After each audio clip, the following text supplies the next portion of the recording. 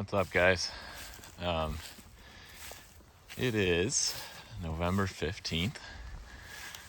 Set my bow down. The last day of the New York archery season. And it occurred to me as I was sitting in my stand this morning that I didn't do a rut update, which I've done in the years past. So I thought I'd give you one here. And it's just been busy. Life has been busy. Nothing bad, just personal life stuff. 3 kids, a wife, a dog, and a busy job. So falling behind a little bit on, kind of how the season's going. I'll tell you right now, I have all my tags. That is by choice. Had some opportunities and passed on some. I think I probably passed on. Look at this thing. Holy cow.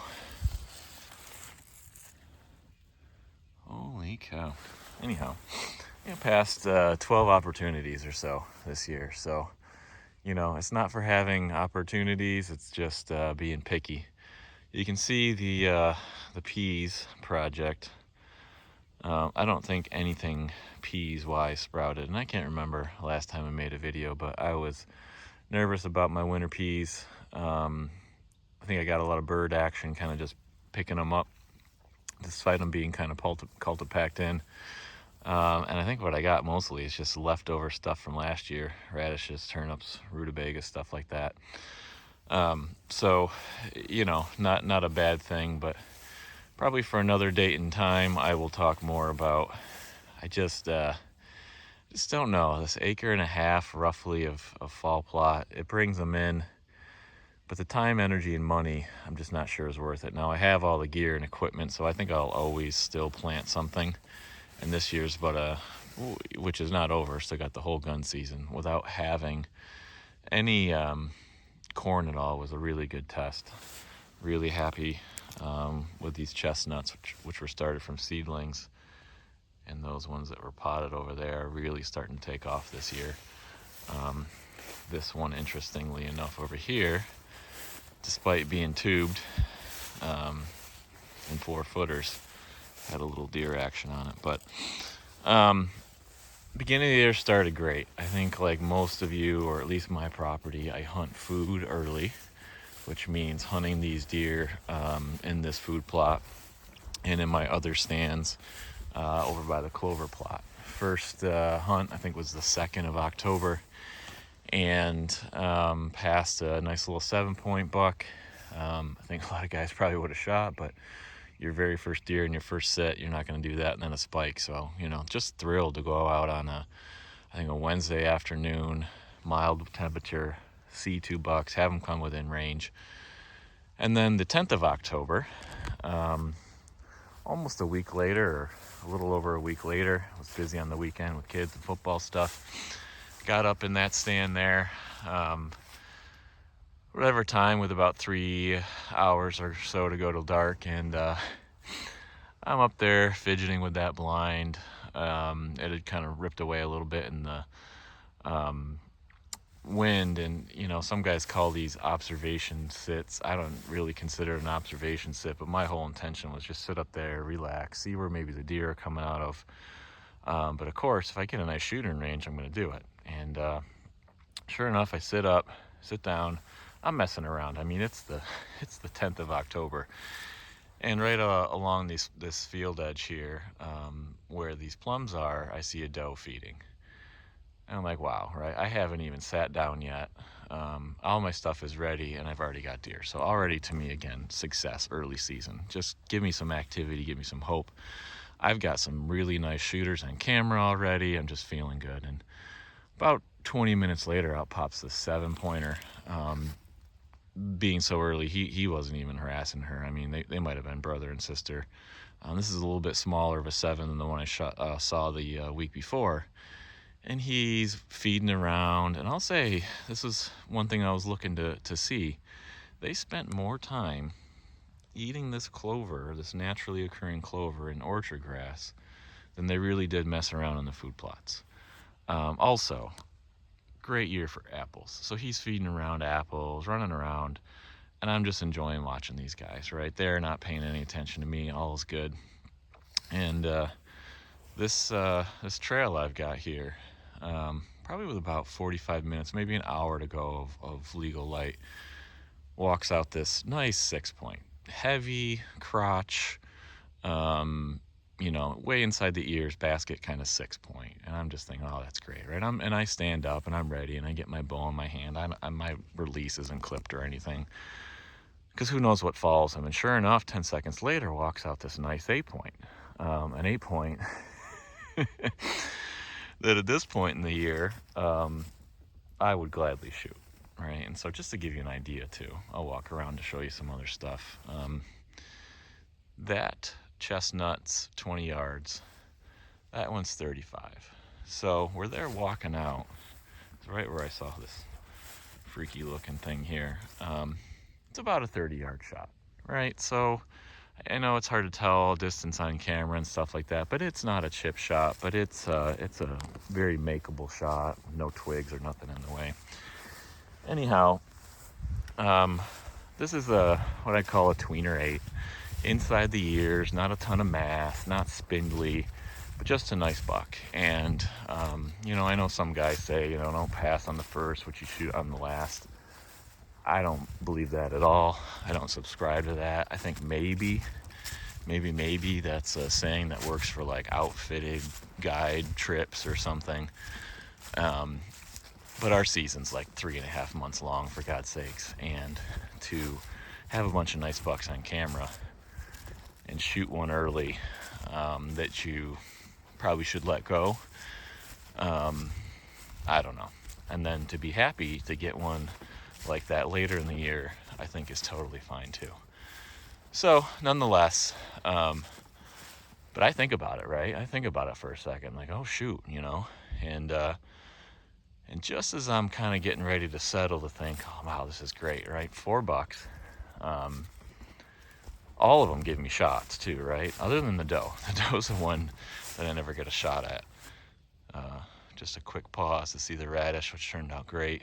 Oats, which turned out great. Earlier in the year, this 50-50 split was confusing. I think it actually turned out pretty good. Again, you can see a lot of it's kind of untouched. Out comes this bruiser buck. Wall mounter, 120 to 140, somewhere in there. I'm not good at scoring. I've never scored a single buck I've shot, but just to give you an idea, look at that scrape, right? Underneath that apple tree, they come and they eat and pee a little bit. Out comes this buck, and I'm like, you don't even count points. You just know it's on, right? So I draw, or I get ready to draw. He's behind that plum tree. He steps out, and I'm dealing with frozen shoulder. I've been going to PT for a while. I've had cortisone shots and stuff, so I don't want to draw right away because I can't necessarily hold it as long as I should be able to, or as long as I have in the past. And I'm thinking, as soon as he steps out past this plum tree, I'm going to let it fly. So, and this is early season. They're relaxed. They're not on edge. This is winter greens too. So now that we get about halfway point, it switches over to winter greens. 3 years in a row, going strong here. And I draw. He doesn't flinch. Walks out, takes a couple steps. I let it fly. And the end of the story doesn't. Well, I guess it ends well, but I hit him very high and very back. The kind of shot where instantly, right? I see not good penetration. I see my leaded knock arrow sticking out of what I later find out is the top of his hip. And I've never wounded and lost a deer, doe, small buck, or big buck with a bow. So it's a first for me. And I know if you hunt long enough, and I've archery hunted for about 15 years now, and I've shot some nice bucks, that it'll happen. And take a look over here while I'm talking at the clover plot, which I'll just say is in great shape. Deer feeding there almost every night in the evening. You see the tower blind in the back there.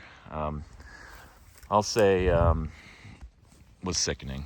I knew right away that it was a horrible shot. I didn't know how bad it was, kind of a blackout moment. What I think actually happened is when I drew and he walked out, I didn't wait for him to stop. And I took an extra second, right? I didn't want to rush a shot. And I think as I was steadying, looking at my level and my bubble, and as I let it fly, I think he took a couple more steps. I also think I might have misjudged distance being high. So even if I was forward enough, I might have been in a very high long zone, potentially spined him, right? Those might have been okay. But nonetheless, he runs away, runs the whole distance of this edge, and then as he gets near that 90 bend there, I see him turn. And I know right away, I give it about 20 minutes, but it's getting dark. I don't have a lot of light. Get down, find no blood. And I just know it's a next day thing. So not a great night's sleep. Kind of is what it is, right? Get up the next day, bring my dog, bring my dad. We end up finding a little bit of blood. Do some grid searching, about 3 hours, but going off of no blood. And my best recollection and thought was, well, maybe I got hot, maybe I got forward enough to get liver or at an angle, because he was quartering away slightly. Long story short, pull a video card camera that's not a cell camera a couple weeks later, and it's hot. It's right above his hip, right below his spine, right in the butt, basically. And I've got several pictures of him even as a week ago, doing totally fine. So that's a shitty story of a shitty thing that happened. Like I said, it's bittersweet that I know he's going to be perfectly fine, a completely non-lethal area. Never found the arrow. And I don't even want to talk about mechanicals, types of, just where that shot is. It didn't matter. Even with a gun, that was not a fatal shot that I just completely whiffed on. And, he's alive and he's well. But I've spent the last remainder of bow season passing smaller bucks. Never got another big guy in range. I've seen a nice big giant 10, but he did not come within range, and that's been my archery season. So I don't want to end it on a negative note, because I do have this evening to go, and I do want to say my oldest son, who's 12, we spent Columbus weekend, which in New York is a youth hunt. We spent Saturday morning, Sunday evening, and Monday evening. Skipped Saturday night because of football, and Sunday morning because of late night football, and Monday morning because torrential rains and wind. And we hung out in that tower blind. We saw nothing Saturday morning. We had some does way over here, a couple 100 yards away, at last light, so that wasn't a good shot for him on his first time out deer hunting. And then Monday night was awesome. That little 7-point I told you about, he came in from the north there, where you see those two green tubes, and trotted right in to about 50 yards. We practiced quite a bit, getting ready for a shot, and hats off to my dude. Made a great shot through both lungs with the 6.5 Creedmoor. That buck went about 30 yards. I was panicking because I thought he was hit, but he ran a little bit. And me hunting with a 30-06, I'm kind of used to them pretty much dropping and or not going far at all. And I'm getting them to rechamber, and the knees wobble and the buck goes down. So a nice little 7-point buck. So we've got meat in the freezer, and we've got a buck down in the food plot. Again, feeding over there in that clover near that watering hole, and just enjoying that side more than this side. And part of this too, I think, has to do with just how open it is. I don't know. There was actually a nice funky racked, like 11-point, small 11, but a funky racked, non-typical that came through there this morning. So if I had hunted this morning and a couple other mornings, I might have actually punched one in late season. But the best activity definitely seems to be in the hardwoods where they're chasing does and stuff. So I'm going to hunt that probably dark to dark tomorrow. And we'll see. Again, maybe the food plots will play off. I don't have a camera, right, lining these things. I've got one on the edge which is pretty active, and one way down there that we walked by that are decently active. So we'll see. For those of you that got a deer this year, congratulations. I hope you're happy with it. They're still grinding. Good luck, and we'll wrap up at the end of the year.